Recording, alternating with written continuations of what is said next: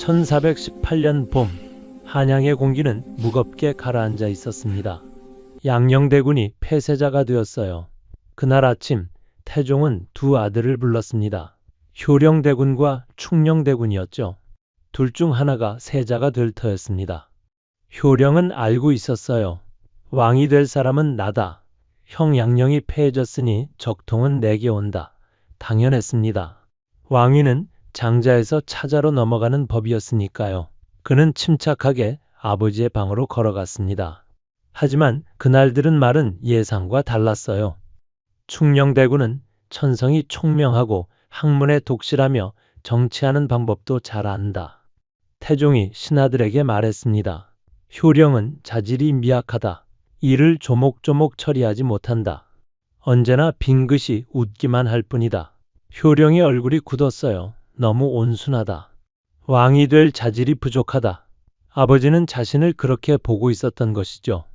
그날 밤 효령은 혼자 방에 앉아 있었습니다. 달빛이 창문으로 비쳐 들어왔어요. 나는 왜 이렇게 약한가? 왜 형처럼 거칠게 살지 못했는가? 하지만 동시에 다른 생각이 들었습니다. 정말 왕이 되고 싶었는가? 권력이 그토록 중요한가? 형, 양녕이 문을 열고 들어왔습니다. 실망했느냐? 양녕이 물었어요. 효령은 대답하지 않았습니다. 양녕은 효령의 옆에 앉았죠. 충녕은 보통 사람이 아니다. 하늘도 인심도 그에게 쏠려 있다. 이미 정해진 일이었다. 그 말에 효령은 고개를 끄덕였습니다. 그렇다면 나는 무엇을 해야 하는가? 1418년 8월 충녕대군이 왕위에 올랐습니다. 세종이었죠. 효령은 그 자리에 있었어요. 동생이 면류관을 쓰는 모습을 지켜봤습니다. 분노는 없었어요. 질투도 없었습니다. 대신 깊은 안도감이 밀려왔죠. 이제 무거운 짐을 내려놓았다. 나는 자유다. 며칠 뒤 효령은 관악산으로 향했습니다. 산속에 작은 암자가 있었어요. 양녕이 함께 갔습니다. 우리 함께 이곳에 머물자. 양녕이 말했습니다. 두 형제는 그렇게 산으로 들어갔어요. 연주함이었습니다. 바람이 불고 구름이 흘렀죠. 궁궐의 화려함은 없었지만 마음은 평화로웠습니다. 효령은 그곳에서 불경을 읽기 시작했어요. 처음에는 글자가 낯설었습니다. 하지만 읽을수록 깊이 빠져들었죠. 모든 것은 공이다. 집착을 버려라. 자아를 내려놓아라. 불경의 가르침이 가슴에 스며들었습니다. 그는 깨달았어요. 권력이란 무엇인가? 결국 허상이 아니었던가? 2년이 지났습니다. 효령은 한양으로 돌아왔어요. 하지만 이전의 효령이 아니었습니다. 그는 달라져 있었죠. 궁궐에 가서 동생 세종을 만났습니다, 형님. 세종이 반가워했어요. 많이 보고 싶었습니다. 효령은 미소 지었습니다. 나도 그랬다. 하지만 나는 이제 다른 길을 걷겠다. 효령은 세종에게 말했습니다. 나는 불교에 귀의하겠다. 사찰을 중창하고 불경을 번역하며 살겠다. 세종은 놀라지 않았어요. 오히려 고개를 끄덕였습니다. 형님이 원하시는 길을 가십시오. 나는 형님을 지지하겠습니다. 두 형제는 서로를 바라봤습니다. 그 눈빛에는 깊은 신뢰가 있었죠. 1429년 효령대군은 관악사를 중창했습니다.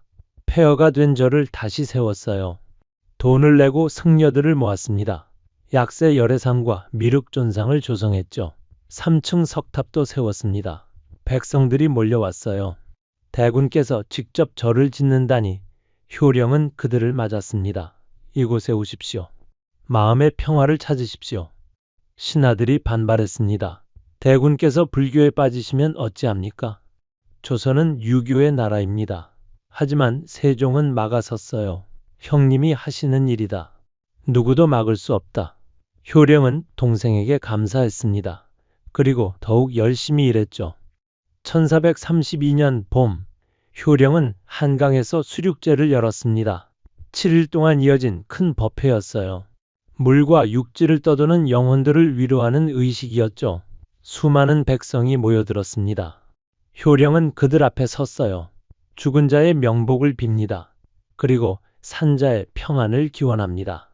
그의 목소리는 차분했습니다.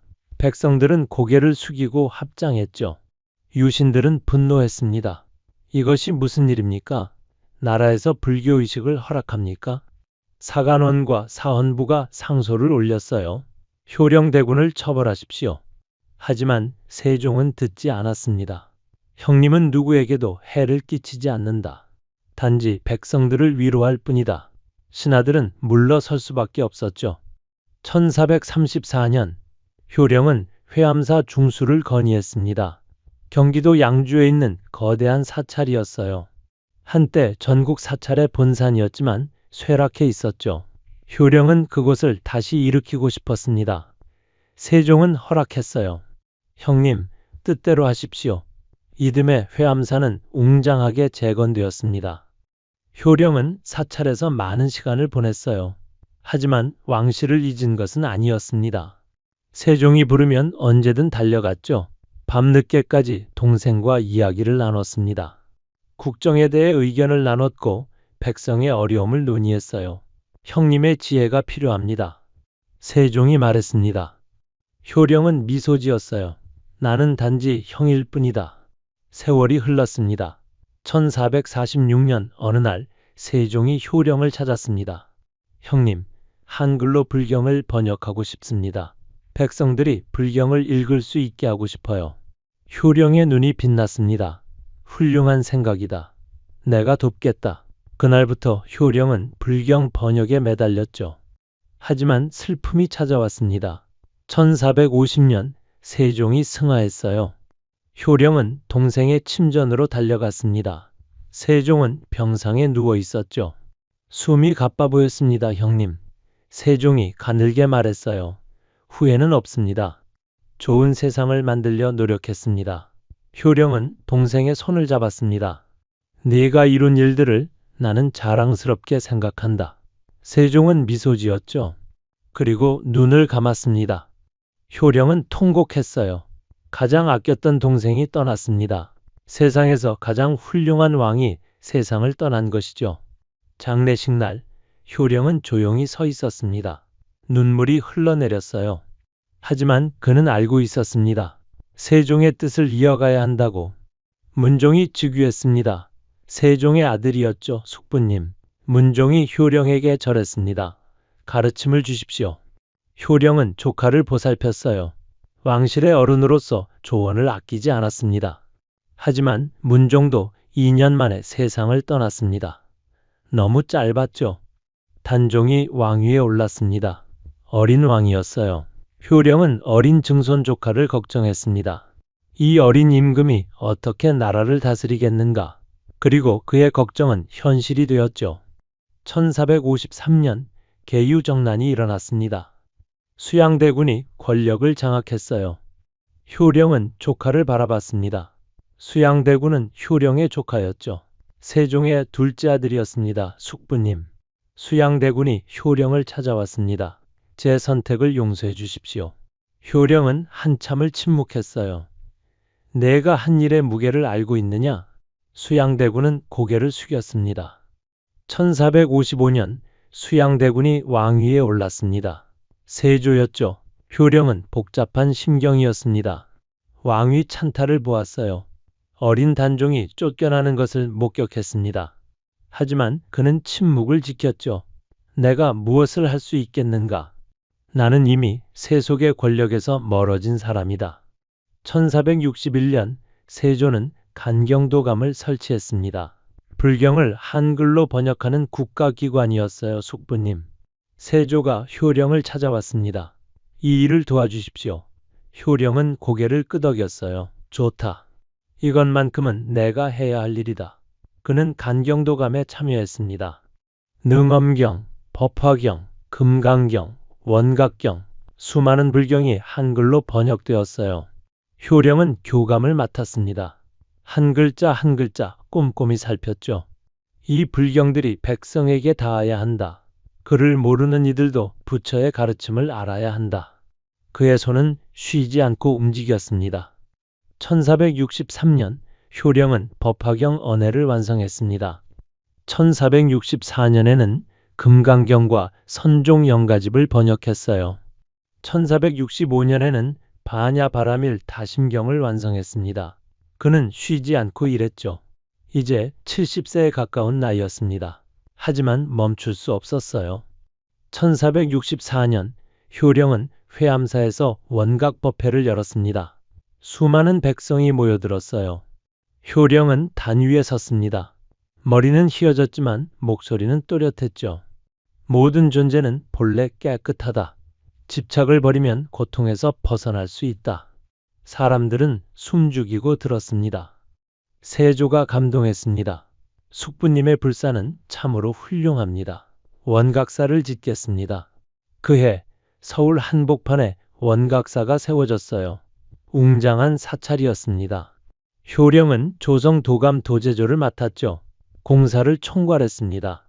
10층 석탑이 세워졌고 큰 종이 주조되었어요. 그 종소리가 한양 전체에 울려 퍼졌습니다. 유신들은 또 반발했습니다. 서울 한복판의 절이라니 이것은 조선의 국시에 어긋납니다. 하지만 세조는 듣지 않았어요. 숙부님이 하시는 일이다. 효령은 빙긋 웃었습니다. 평생 이런 말을 들어왔다. 이제는 익숙하다. 1468년 세조가 승하했습니다. 효령은 또 한 명의 왕을 떠나보냈어요. 세종, 문종, 단종, 세조 4명의 왕이 효령보다 먼저 세상을 떠났습니다. 나는 왜 이렇게 오래 사는가? 효령은 가끔 생각했어요. 하지만 곧 마음을 다잡았습니다. 아직 해야 할 일이 남았다. 예종이 즉위했습니다. 세조의 아들이었죠. 하지만 예종도 1년 만에 승하했습니다. 너무 짧은 재위였어요. 효령은 또 장례식에 참석했습니다. 몇 번째 장례식인가? 그는 세어보지 않았어요. 1469년 성종이 즉위했습니다. 어린 왕이었어요. 효령은 성종을 보살폈습니다. 증증조부로서 조언을 아끼지 않았죠. 성종은 효령을 깊이 존경했습니다. 증증, 저 할아버님. 성종이 찾아와 절했어요. 가르침을 주십시오. 효령은 손잡벌도 안 되는 왕을 보며 미소 지었습니다. 효령은 여전히 사찰을 다녔습니다. 1482년 그는 강진 만덕사에 전답 10결을 시주했어요.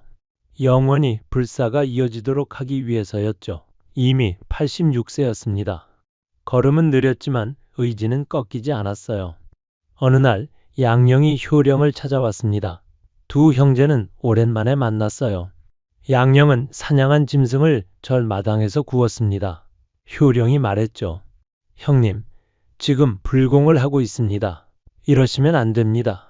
양령은 웃었어요. 부처가 영험이 있다면 내 귀마개는 왜 벗기지 못하는가?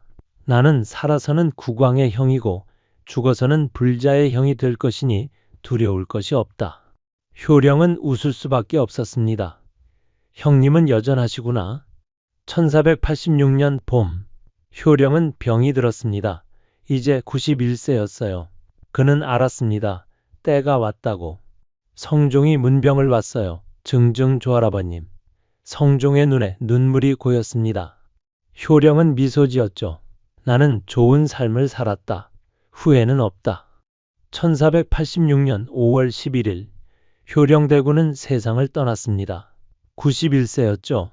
태조 때 태어나 성종 때 눈을 감았습니다.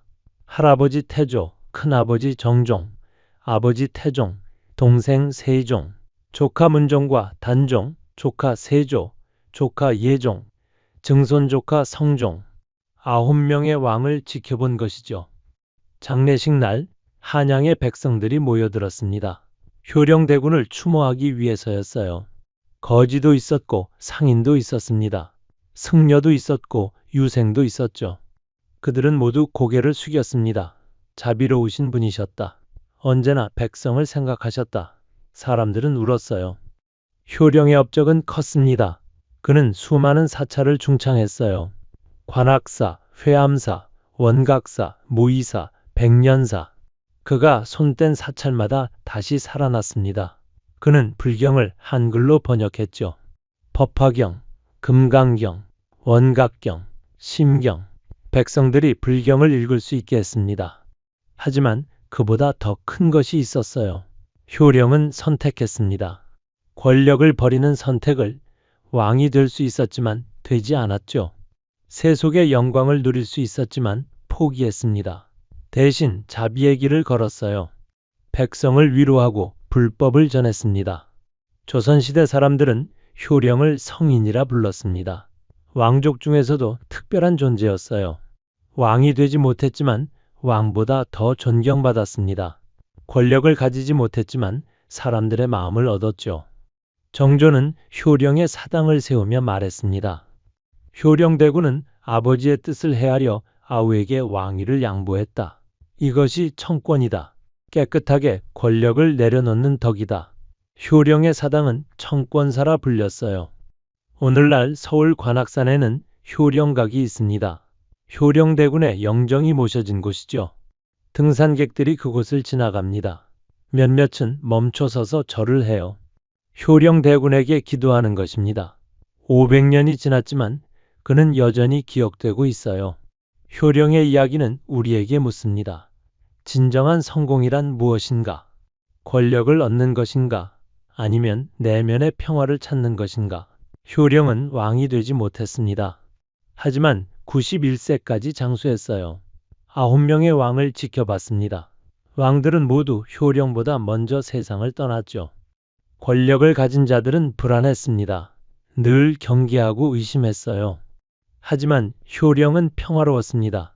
아침에 일어나 불경을 읽고 사찰을 찾았죠. 백성과 함께 웃고 승려들과 대화했습니다.